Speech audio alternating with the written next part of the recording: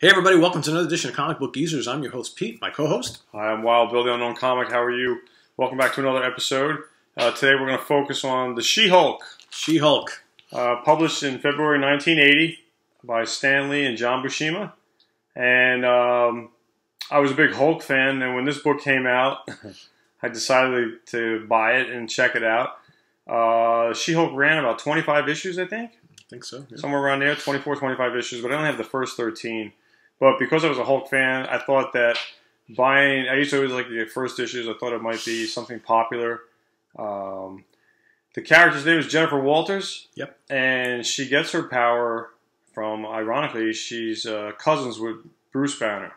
Yeah, she survived. She gets an assassination attempt on her life, and so to save her, her cousin Bruce Banner gives her a blood transfusion with his... Probably not a good idea knowing who he is, right? And his radioactive blood gets into her bloodstream, and therefore she gets the power. But what's different about the She-Hulk is when she turns into the Hulk, or the She-Hulk, she has her brain as Jennifer Walters.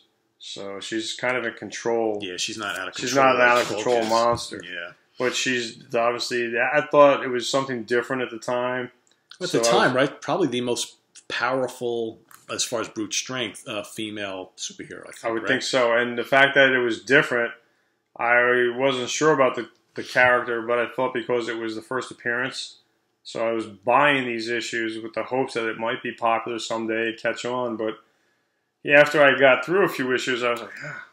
Yeah, I think I stopped after the third or fourth issue. I still have the first three. It kind of fell short for me. It was uneventful, I would say. I'm not picking on her, but I hung in there for 13 issues. They switched artists down the line. John Buscema only did the first one. But I was hanging in there. When I was a teenager, there was a kid that I used to ride a school bus with, and his uncle lived in the city. So if I needed comics, he would hook me up. My friend on the bus, Vinny hooked me up with a lot of good stuff. So he was hooking me up with the She-Hulk, hooking me up with a lot of Rom, Moon Knight, the first four Wolverines. All big right around that time, early 80s. Yeah, early 80s stuff. Between 80 and 82, he was hooking me up. She-Hulk rolling right along. And it's been so long since I read these, so forgive me if I don't remember the stories exactly. This character took on a much greater acclaim later on, past when she had her own book, when she joined the Avengers. Yeah, so when her book ceased to exist, when sales were dead after 25 issues, they kept the character around. She would bounce around. But usually, like, in new books start off, if sales are lagging, they start to incorporate other characters that are more famous to bring them in to try and boost the popularity. So here's the first... What better way to sell a She-Hulk book than to include have her clash with Iron Man, Tony Stark. Yep. I like some of the covers. I like that horror theme. There you go. So here's a good one. Again, keeping in the tradition, this is issue number 8 coming up.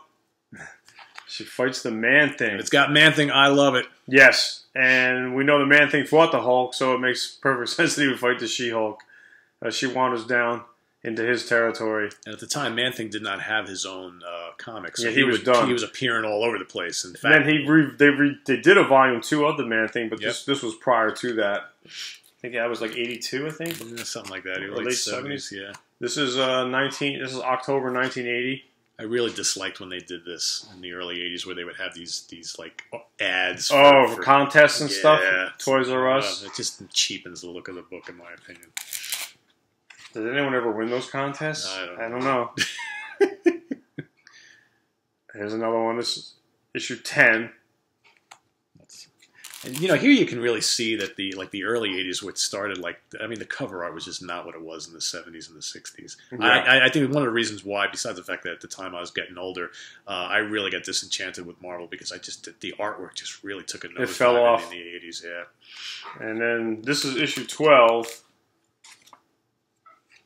I forget the story with these guys.